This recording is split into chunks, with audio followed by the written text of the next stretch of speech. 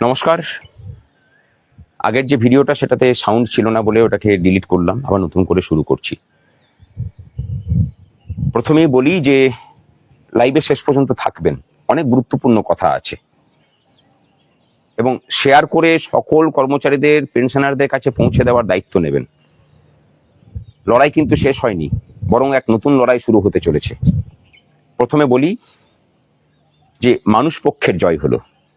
কর্মচারীরা সংগ্রামী যৌথ মঞ্চের নেতৃত্বে দাঁতে দাঁত কামড়ে শীত, গ্রীষ্ম, বর্ষাকে উপেক্ষা করে ওই শহীদ মিনার থেকে যে নাছোড় লড়াইয়ের উদযাপন করেছে দীর্ঘ 3 বছর ধরে, অনশন, জেল খাটা, চাকরি থেকে সাসপেন্ড হওয়া, দূরবর্তী স্থানে বদলি, সেই সমস্ত সাথীদের কথা এক এক করে মনে পড়ছে। আপনাদের সকলের জয় হলো। আপনারা অনেকে অন্যভাবে আমাকে দেখছেন, আমি মনে করি আপনাদের মধ্যে মিশে থাকা আমি একজন, চেষ্টা করেছি মাত্র।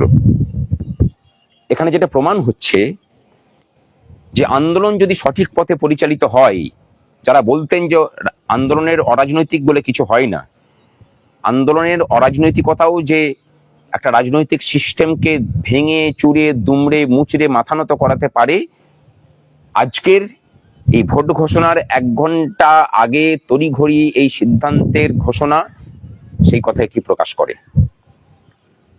আমরা যদি ঐক্যবদ্ধ থাকি, আমাদের লড়াই যদি সঠিক পথে পরিচালিত হয়, আমাদের লড়াইয়ের ইন্টেনসিটি যদি সব জায়গাতে সঠিকভাবে প্রয়োগ করা যায় এবং লক্ষ্যতে যদি স্থির থাকি আমরা, আমাদের প্রতিপক্ষের নাম প্রবল প্রতাপান্বিত স্বৈরাচারিণী মমতা ব্যানার্জি হলেও তাকেও মাথা নত করতে হয়, অরাজনৈতিক সিস্টেমের কাছেই মাথা নত করতে হয়।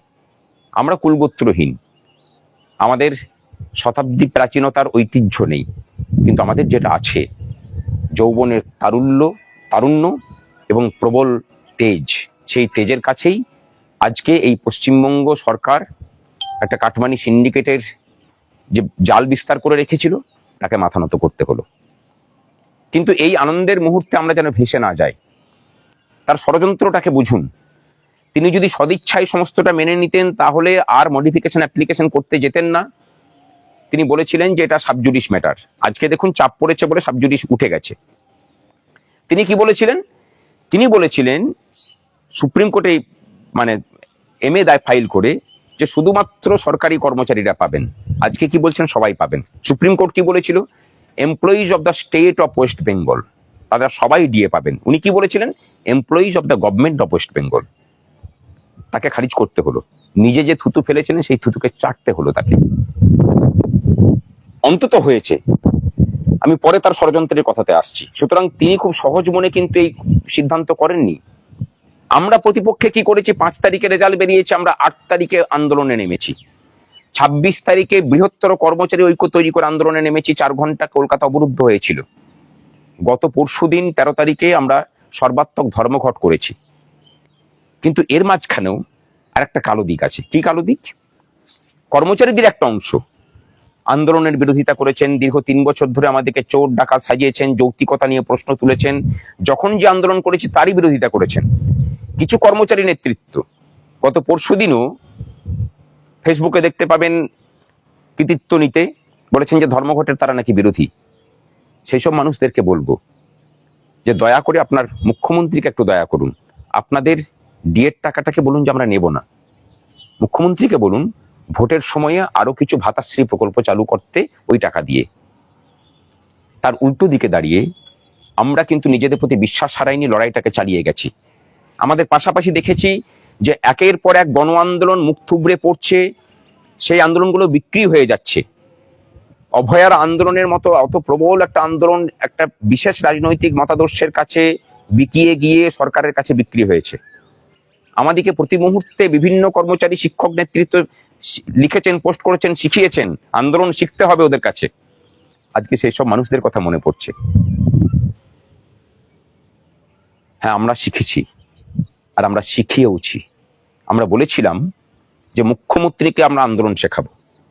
আজকে দাঁড়িয়ে কিন্তু সেই মুখ্যমন্ত্রীকে আন্দোলন শেখানো শুধু নয়, আন্দোলনের কাছে কিভাবে মাথা নত করতে হয় সেটাও শেখালাম। কিন্তু এরই মাঝে একটা খবর এলো, অর্থ দপ্তর থেকেই এলো, যে সরকার একটা ষড়যন্ত্র করছে। তারা জিওটাকে এখন বের করবে না। তারা বলবেন যে ভোট ঘোষণা হয়ে গেছে, সুতরাং জিও এখন বের করা যাবে না। এবং কর্মচারীদের একটা বড় অংশের এই ধারণাটা বদ্ধমূল হয়ে আছে যে ভোট ঘোষণা হয়ে গেলে বোধহয় ঘোষণা করা যায় না। তাদেরকে বলছি, মিথ্যা তথ্য এবং ভুল তথ্য পরিবেশন করবেন না দয়া করে।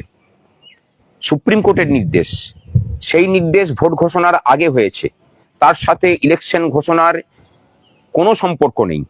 ইলেকশনের কোড অফ কন্ডাক্ট লাগু হওয়ার কোনো সম্পর্ক নেই। যে কোনো সময় সুপ্রিম কোর্টের রায়কে মান্যতা দিয়ে তাকে লাগু করতে কোনো বাধা প্রতিবন্ধকতা নেই। এই মিথ্যাচার এবং এই ষড়যন্ত্রটা নতুন করে মুখ্যমন্ত্রীর উপদেষ্টা স্বরূপ যারা 14 তলাতে বসে আছেন তারা করছেন, আলাপন বন্দ্যোপাধ্যায় অ্যান্ড কোম্পানি। তাদের উদ্দেশ্যে একটা কথা বলি,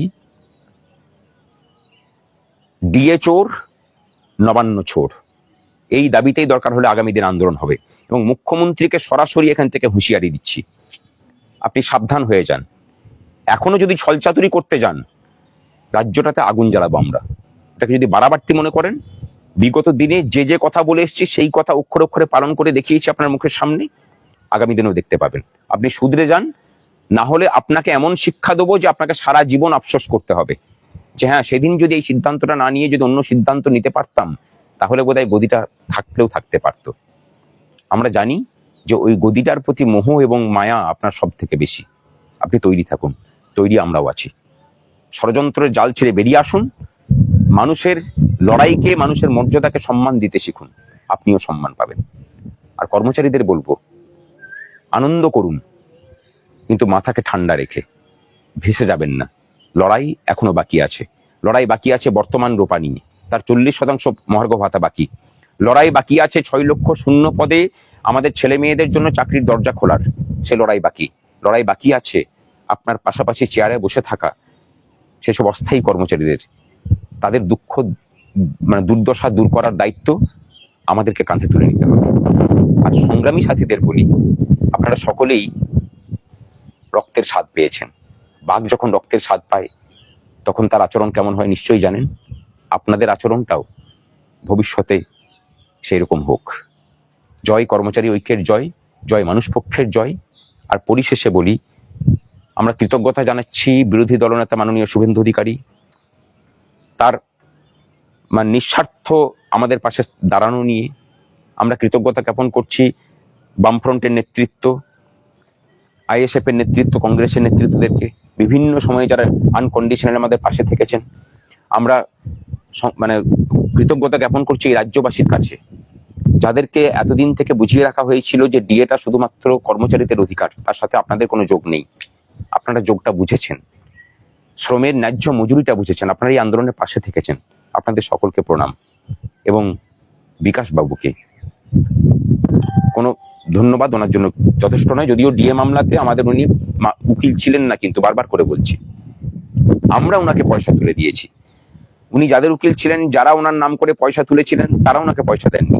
আমরা ওনাকে ফি স্বরূপ, সাম্মানিক স্বরূপ 5.5 লাখ টাকা দিয়েছি। আমরা কৃতজ্ঞতা জানাচ্ছি গোপাল সুব্রমণিয়াম স্যারকে। উনি না থাকলে এই মামলা সুপ্রিম কোর্টে আমরা জিতি না। আমাদের কৃতজ্ঞতা দিল্লি স্থিত আমাদের যারা আইনজীবী ছিলেন এবং কলকাতা স্থিত আইনজীবী মাননীয় সিদ্ধার্থ ব্যানার্জি, আমাদের প্রাণের প্রিয় বিক্রম এবং সুদীপ্ত। এই দুটো মানুষ যদি সংগ্রামী যৌথ মঞ্চের মাথার উপরে না থাকতো, সংগ্রামী যৌথ মঞ্চের অস্তিত্ব থাকতো না। যে ষড়যন্ত্রের জাল সরকার বিভিন্ন সময়ে বুনেছে, শুধু এই দুটো মানুষের জন্য আমরা সেগুলোকে ছিঁড়ে বেরিয়ে এসে এখনো পর্যন্ত মাথা উঁচু করে দাঁড়িয়ে আছি। আপনাদের সকলের কাছে সমস্ত কর্মচারীদের পক্ষ থেকে আমি প্রণাম নিবেদন করলাম। সকলে ঐক্যবদ্ধ থাকুন, ভালো থাকুন। আর পরিশেষে সেই সব কর্মচারী সাথীদের জন্য যারা গত পরশুদিনও ধর্মঘটের বিরোধিতা করে দপ্তরে দপ্তরে গিয়ে সই করেছেন, ছাত্র দরদ দেখিয়েছেন, এমনি সরকারি অফিসে গিয়ে মোবাইল ঘাটেন, মানুষ দাঁড়িয়ে থাকে, কিন্তু সেই দিনে নাকি আপনাদের কর্মের তেজ বেড়ে গেছিল, তাদেরকে বলবো আরেকটু প্রেম দেখান মাননীয় মুখ্যমন্ত্রীর প্রতি। বলুন যে এই বকেয়াটা আপনাদের চাই না, অর্থের সংকট আপনাদের ভাষায় নাকি আছে, মুখ্যমন্ত্রীকে দান করুন, তিনি আরো কিছু ভাতাশ্রী চালু করুক। আপনাদেরকে কিন্তু মুখ্যমন্ত্রী মাথায় তুলে রাখবেন, আপনারা যেভাবে রেখেছেন ওনাকে ঠিক সেভাবেই। ভালো থাকুন।